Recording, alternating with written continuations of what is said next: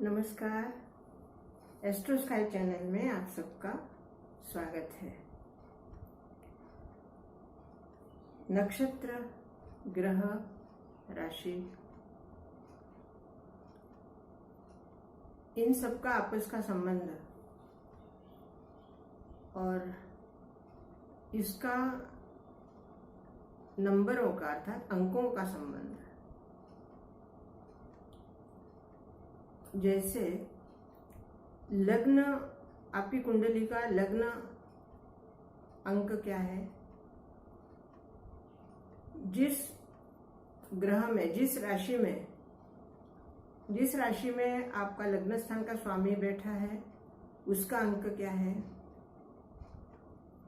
और जिस स्थान में बैठा है उस स्थान का अंक क्या है।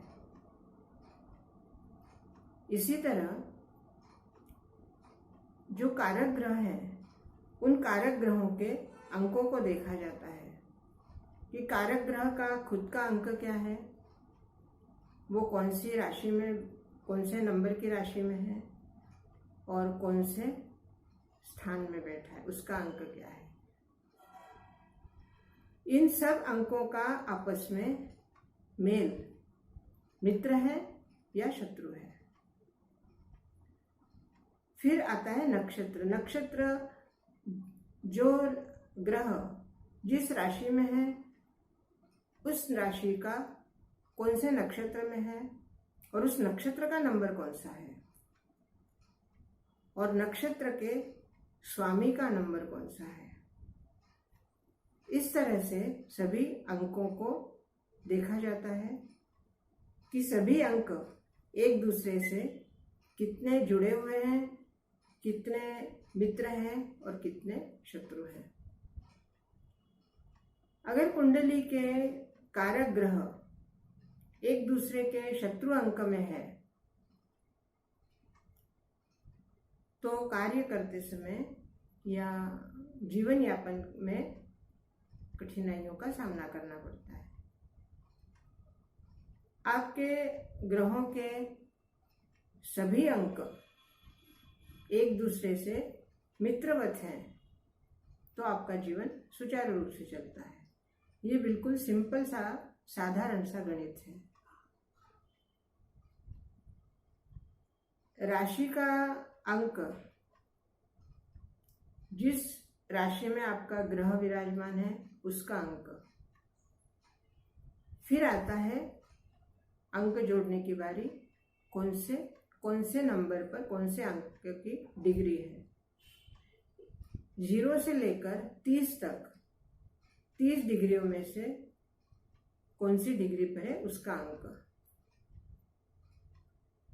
इन सारे अंकों को मिलाने के बाद जो सबका जोड़ किया जाएगा और सबका जोड़ करने के बाद जो अंतिम अंक आएगा वो आपके भाग्यांक का मित्र है या शत्रु है, ये देखा जाता है। एस्ट्रोलॉजी में अर्थात ज्योतिष में सिर्फ 12 घर, 12 राशि, 9 ग्रह इतना ही नहीं होता। जितना जितना जिस तरह से हम उसके अंदर प्रवेश करते हैं उसी हिसाब से हमें और उसकी अंदर की गहराई दिखाई देती है और उसका गणित, उसका भाव, उसके अर्थ हमारे समझ में आने लगते हैं।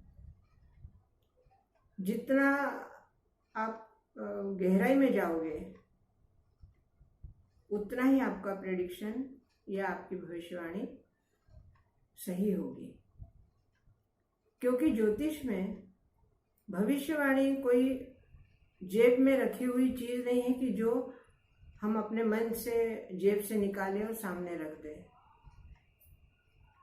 ज्योतिष पूर्णतः गणित पर आधारित है और पूर्णतः हमारा ये साइंस है, विज्ञान है। प्रत्येक भाव, प्रत्येक भाग और उसका सभी पहलुओं को जब तक आप नहीं समझोगे, नहीं जानोगे या अपनी कुंडली का रहस्य नहीं समझ पाओगे, तब तक भविष्यवाणी में कहीं ना कहीं कमी आती रहती है या भविष्यवाणी में सटीकता नहीं रहती।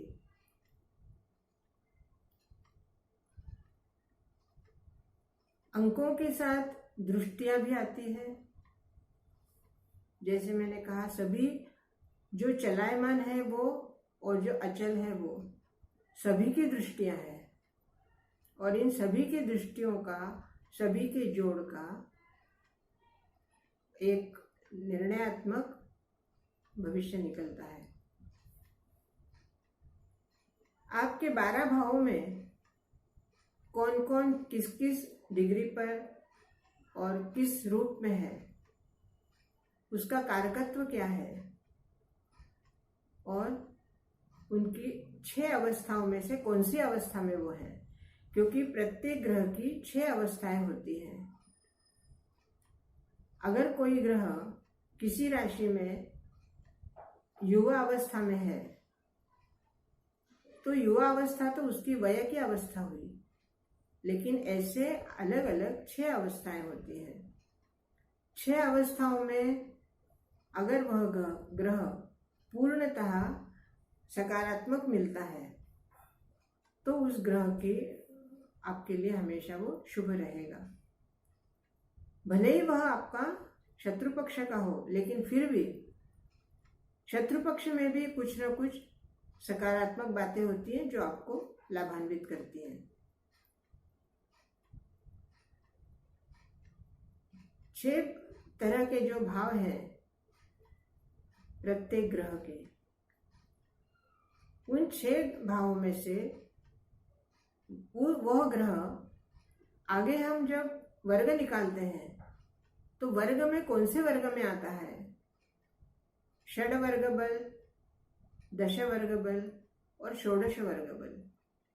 इन सभी वर्गों में उस ग्रह का कौन सा स्थान आया है और उन वर्गों में वो कौन सा योग बनता है।